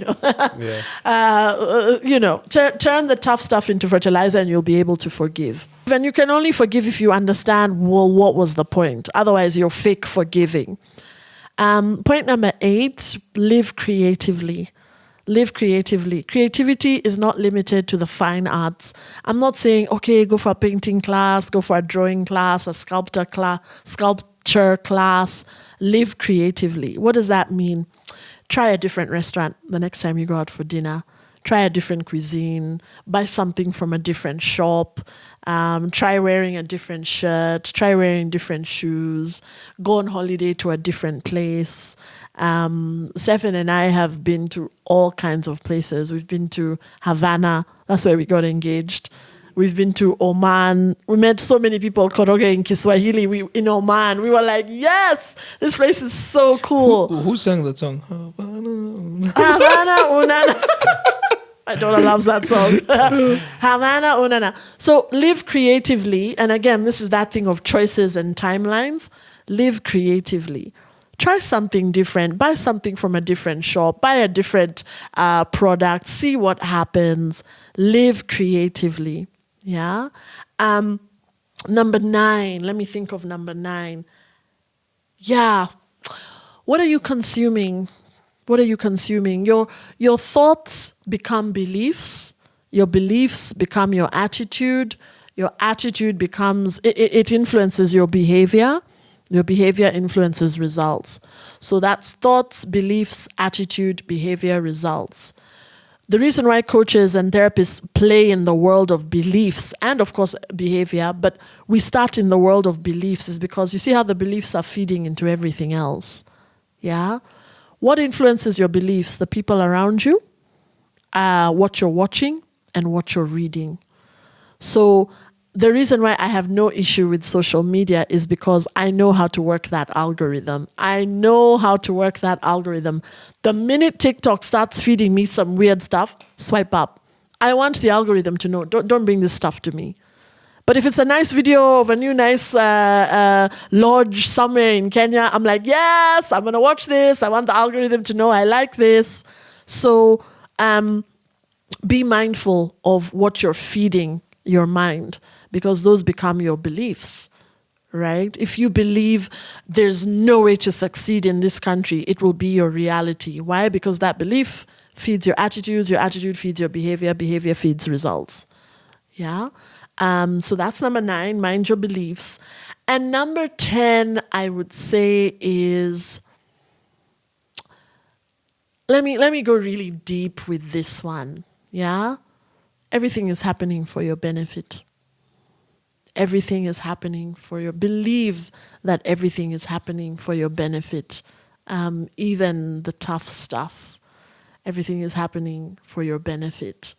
A friend of mine recently ran a free coaching program. We would get on the phone, a group of us, for just 1 hour early in the morning. It was fantastic. We did it for 10 days.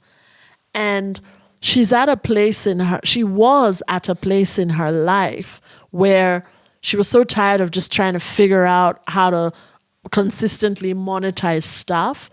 And she was like, you know what? I just want to coach. I just want to teach. Let me run a session, run this program. It'll be experimental. And then, it can become a paid program. Opens up many doors. Exactly, right? Creative. Mm-hmm. Exactly. That 10-day program was so profound. We talked about letting go. We talked about embracing. We talked about, it was right in the thick of Maandamano for those who are in Kenya and listening. And at the end of the program, I said to her, because she's a fellow coach, I talk to particular coaches here who I believe are authentic and doing the work. I said to her, everybody on that call, including me, benefited because you were having a rough time. Because you were having a rough time. She threw her hands up and said, I'm gonna run this program. It's gonna be free. Let it be an experiment. But it was so wonderful. And so that's what I've come to realize. Wow, what you think is just some dirt and some crappy situation is actually manure. That's what you say, that sometimes you coach leaders and you make an impact. Yeah. The ripple effect goes down to like 1,000, probably thousands of people. Exactly. And even their children. I also talk to clients about seeing parenting in a different way. But, some people really struggle with that everything is happening for me. Every single person, if I've touched your life in any way, my father's death was a direct cause of that. My dad passed away, left each of us with a little bit of money, left my mom with, of course, this is a smart thing to do when you're married, leave the remaining spouse with the bulk of the wealth, which is good.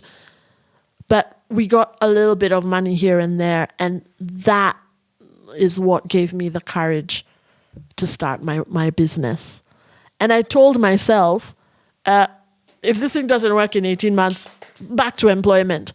But I could relax about money because of what my dad did. So I say to everyone whose life I've touched, my dad's death is a direct result. So that crap happening over there is going to be wonderful for somebody over here. That's how that 10th point is a reality. It's not just woo-woo, positive Pollyanna thinking. Yeah. And we've seen that in our lives too as well. Yeah. I mean, the Men's Forum has been born out of the same. Yeah, but thank you so much for coming onto the podcast and sharing all your wisdom. The number of times I've had goosebumps throughout this conversation. Wow. Beautiful. Our last guest, the longest podcast ever recorded, and being super present within the, how many hours is it? Close to 3 hours now. Yeah. Close to 3 hours. Yeah. So if those who are listening on Spotify, it's 10:30 p.m. So you can see you can see the impact we're trying to make and how beautiful the conversation was. And I want to thank you guys. And there was no moment where we felt like, oh, you stop talking. No, it's like, keep going. There's more to say. There's so much more we could go into. There's so much more we could say some other time. Maybe I'll do a reverse and interview you two for my podcast. That would be amazing. We do it on Zoom. It's very easy. Yeah. I want to thank the two of you for, first of all, doing this. It's so important. It's very exciting to me, and it's going to help. All the episodes are helpful to so many people. But I want to really thank you for your vulnerability, and vulnerability is just telling the truth, no matter how yucky it may sound, just telling the truth, because if one person decides to go deep, it gives the rest of us an opportunity to go deep. And I've attended certain recordings where I was the only one going deep. I remember in one interview, the person, the host was keeping it really surface. I would go deep and they would pull us back to the surface. And then I'd go deep and I'd pull us back. And it's fine. But I won in the end. We kept it deep. But guys, this is it. Now is the time to be vulnerable and be strong. So I'm really happy to be here, and thank you so much. And with that, thank you guys so much for tuning into today's episode of the Men's Forum. If you have any questions regarding today's episode, feel free to comment below. And if there's any other topics that you want us to discuss in future episodes, then make sure to let us know, and we will see you guys next week. Like, share, and subscribe. Peace.